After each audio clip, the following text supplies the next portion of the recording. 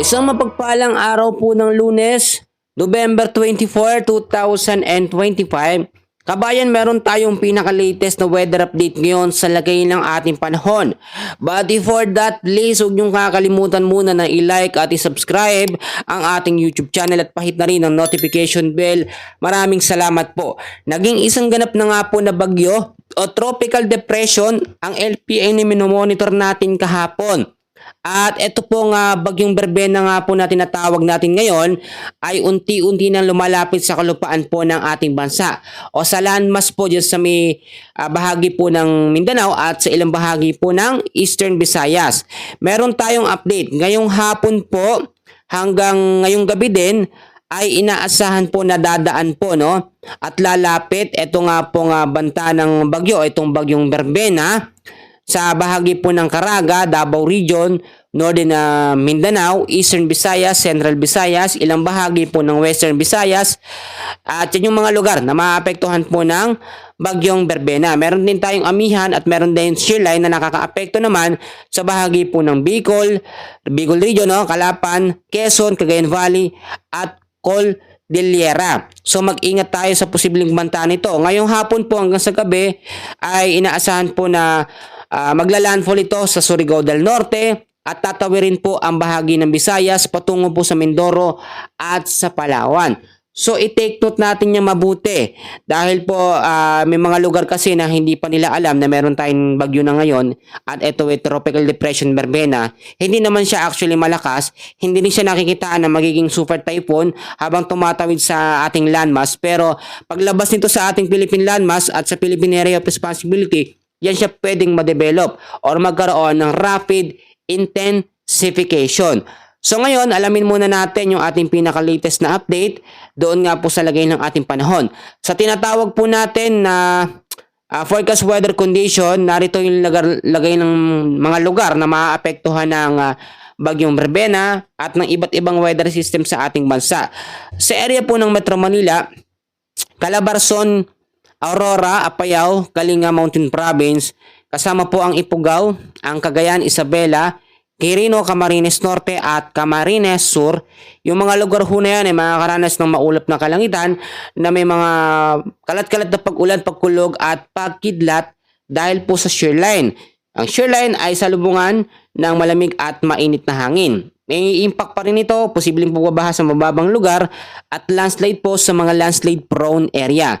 Samantalang ito naman yung mga lugar na apektado ng Tropical Depression Berbena, ang area ng Visayas, Northern Mindanao, Caraga, Davao Region, nalalabing bahagi ng Bicol Region, Zamboanga Peninsula. Yung mga lugar na yan, asahan ngayong araw po ng Lunes, hapon hanggang sa gabi, no? Cloudy skies with scattered rains and thunderstorms. So may mga posibilidad pa rin ng mga pagbabaha at landslide po sa mga landslide prone area.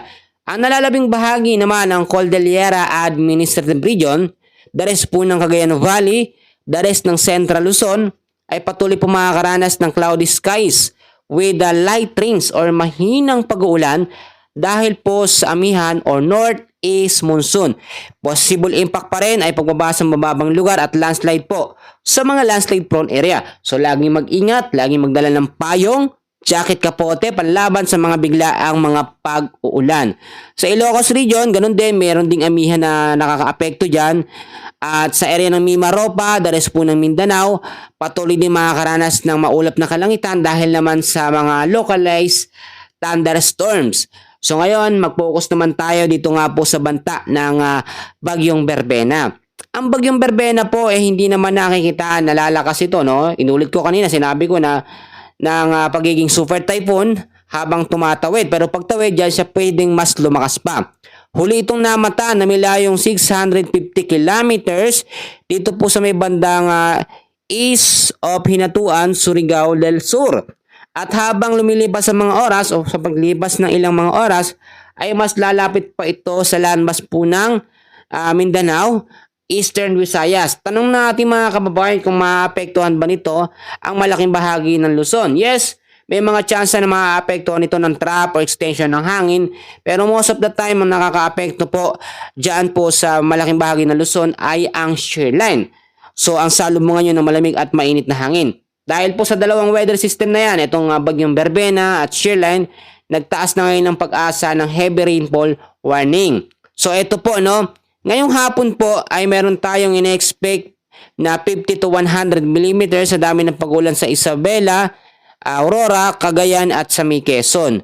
Hapon din ngayong araw hanggang sa Tuesday ng hapon, meron tayong 50 to 100 mm sa dami ng pag-ulan po sa may Apayao, Cagayan, Isabela, Kalinga, Quezon, Aurora, Camarines Norte at Camarines Sur. Tuesday ng hapon hanggang sa Wednesday po ng afternoon, meron tayong 100 to 200 mm sa dami ng pag-ulan sa may Quezon, sa may Isabela at sa may Aurora. 50 to 100 mm sa dami ng pag-ulan naman diyan po sa bahagi ng Bulacan o ilang bahagi ng Bulacan at kasamang Ifugao, Mountain Province, Kalinga, Apayao, Cagayan, Nueva Ecija, Rizal at dyan sa may Metro Manila. Lahat po ng mga lugar na binanggit ko ay merong heavy rainfall warning dahil po sa shear line, no? Medyo pabandang Luzon yan. So eto naman yung bandang Eastern Visayas at Mindanao. Apektado po ng Tropical Depression Verbena.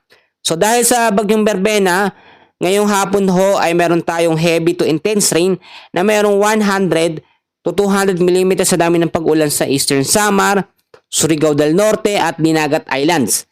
Merong moderate to heavy rains na merong 50 to 100 mm sa dami ng pag-ulan sa may Albay, Sorsogon, Northern Samar, Leyte, Biliran, Southern Leyte, Bohol, Agusan del Norte, Surigao del Sur, Misamis Oriental at Agusan del Sur.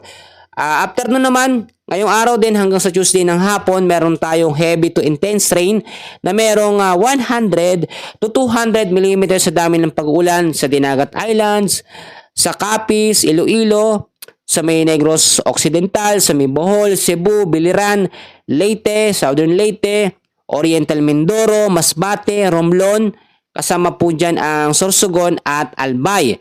Moderate naman to heavy rains na merong 50 to 100 mm sa dami ng pag-ulan. Please tapusin niyo po yung video sa Agusan del Sur, Camiguin, Bukidnon, Misamis Oriental, Agusan del Norte, Agusan del Sur, Surigao del Norte, Guimaras, Aklan, Antique, Siquijor, Negros Oriental, Eastern Samar, kasama Northern Samar, Palawan, Catanduanes at Occidental Mindoro. Ito po, no, Tuesday ng hapon hanggang sa Wednesday ng hapon, meron pa tayong heavy to intense rain na merong 100 to 200 mm sa dami ng pag-ulan sa Oriental Mindoro, Occidental Mindoro, Antique, Palawan at sa may Aklan. I-take note nyo po yan para yung mga lugar malalapit kayo ay alam natin kung bakit nag-uulan-ulan. So moderate to heavy rains, ito last na po. Moderate to heavy rains na merong 50 to 100 mm sa dami ng pag-ulan. Diyan po sa may Northern Samar, Cebu, Negros Oriental, Negros Occidental, Guimaras, Iloilo, Capiz, Romblon, Marinduque, Masbate, Sorsogon, Albay, Catanduanes, Camarines Norte, Camarines Sur, Laguna, Cavite, Batangas, Nueva Vizcaya at sa may Quirino. Take note, Tuesday yan hapon hanggang sa Wednesday po ng hapon. So mga kaibigan, yan yung pinaka-forecast update natin sa ngayon. Patuloy nating i-monitor at babantayan ang kilos at galaw po ng bagyong Verbena kung ito'y magkakaroon ng pagbabago or kung mas lalakas pa. So manatiling nakaanta